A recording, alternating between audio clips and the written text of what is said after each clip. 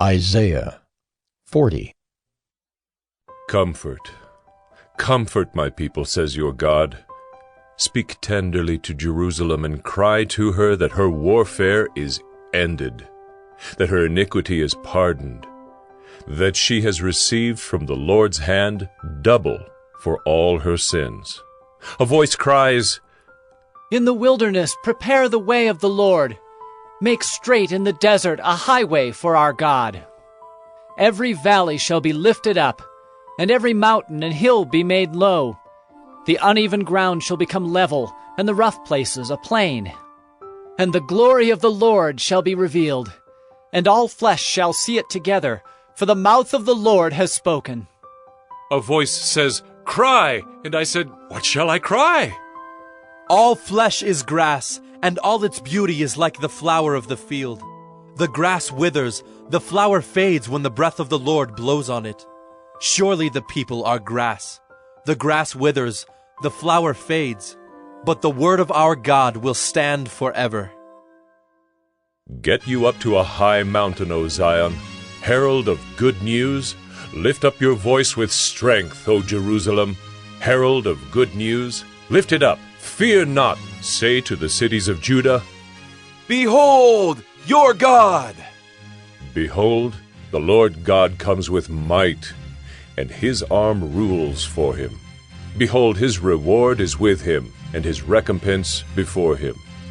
He will tend his flock like a shepherd. He will gather the lambs in his arms. He will carry them in his bosom, and gently lead those that are with young. Who has measured the waters in the hollow of his hand, and marked off the heavens with a span, enclosed the dust of the earth in a measure, and weighed the mountains in scales and the hills in a balance? Who has measured the Spirit of the Lord, or what man shows him his counsel?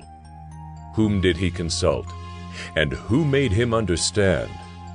Who taught him the path of justice, and taught him knowledge, and showed him the way of understanding? Behold, the nations are like a drop from a bucket, and are accounted as the dust on the scales. Behold, he takes up the coastlands like fine dust. Lebanon would not suffice for fuel, nor are its beasts enough for a burnt offering. All the nations are as nothing before him. They are accounted by him as less than nothing, and emptiness.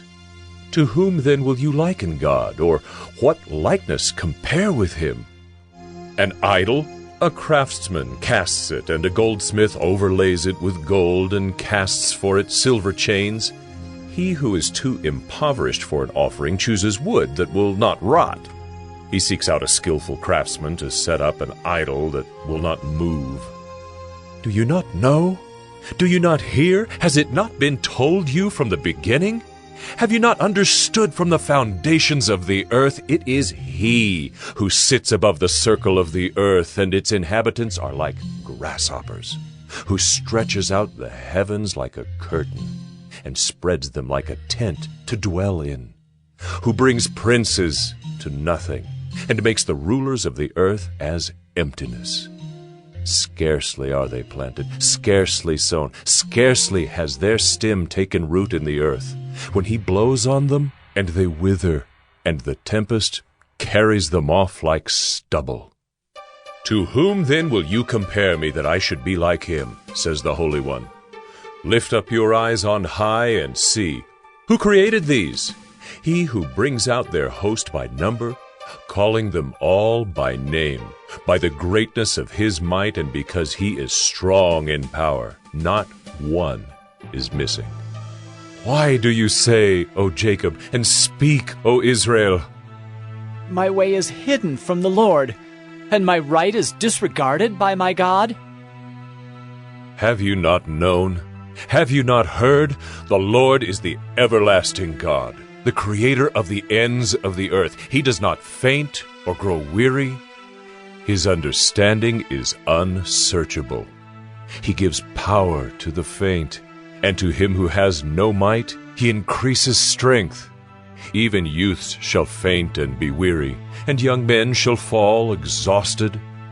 But they who wait for the Lord shall renew their strength. They shall mount up with wings like eagles.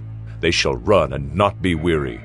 They shall walk and not faint.